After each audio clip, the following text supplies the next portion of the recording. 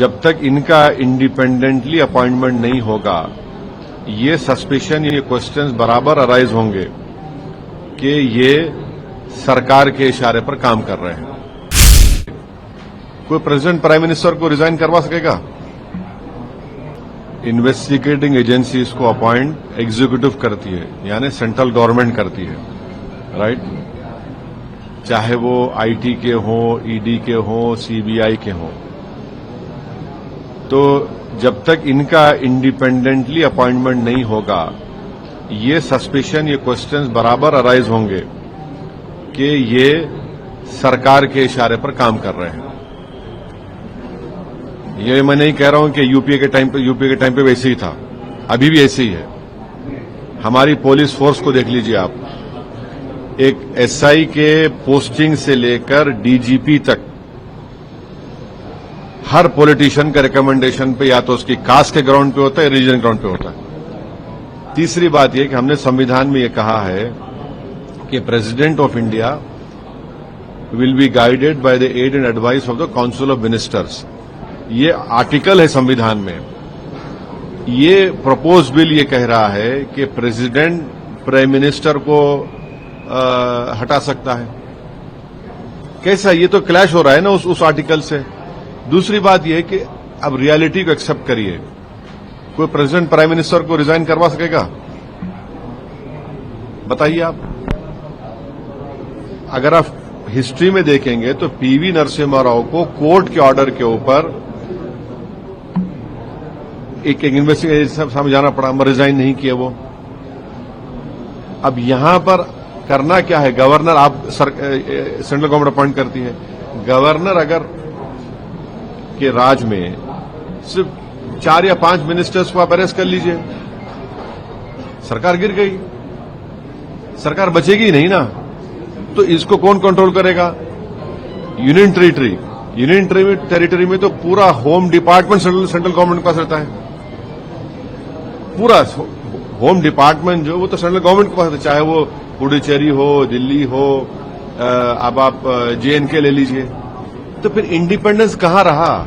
आप तो कंट्रोल करेंगे ना इनको। सर लेकिन जिस किसी तोते को आपको पकड़ना है या किसी पिंजरे में डालना है, तो ये खुद आपके कंट्रोल में रहेंगे, वो पिंजरे में पड़ जाएंगे। सिर्फ 4 या 5 मिनिस्टर को पकड़ लीजिए, गया गवर्नमेंट चले गई, सरकार चले गई। लेकिन तो नहीं, सुनिए, आप इन तमाम चीजों को इंडिपेंडेंट कर दीजिए जिसमें कोई सरकार का रोल नहीं रहेगा। उंगली नहीं उठेगी ना आप पे। अगर आप वाकई में मोरालिटी की बात कर रहे हैं, तो जब मोरालिटी की बात कर रहे हैं तो ये भी कानून डाल दीजिए कि जिस किसी को पकड़ा जाएगा वो सेंट्रल गवर्नमेंट के पार्टी में शामिल नहीं होगा। डाल दीजिए आप। इसको क्यों नहीं डालते आप? ये सब चीजें करिए ना।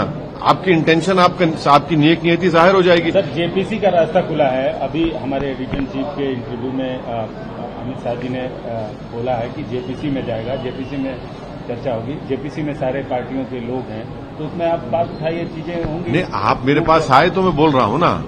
पार्लियामेंट में हमने ये कहा, जेपीसी में नहीं मालूम मैं मेंबर बन पाऊंगा नहीं बन पाऊंगा। स्पीकर साहब से हम रिक्वेस्ट करेंगे, हमको बनाइए, हम ये रखेंगे। मगर जेपीसी में जाएगा जरूर। वो तो लिखा हुआ था एजेंडे में कि इसको पार्लियामेंट की कमेटी को रेफर किया जाएगा। मगर ये जो हमारे एप्रीहेंशंस हैं, इसका क्या होगा बताइए?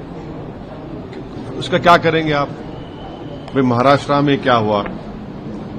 महाराष्ट्र में आपने देख लिया क्या हुआ। हमारे एमएलएस को तोड़ दिया गया। बिहार में 4 एमएलएस चले गए।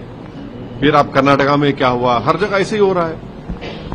आप इंडिपेंडेंट इन्वेस्टिगेटिंग एजेंसीज को इंडिपेंडेंट कर दीजिए। इसमें कोई सरकार का रोल नहीं होगा, उनके अपॉइंटमेंट में, पुलिस फोर्स में नहीं होगा। इंडिपेंडेंट कर दीजिए ना।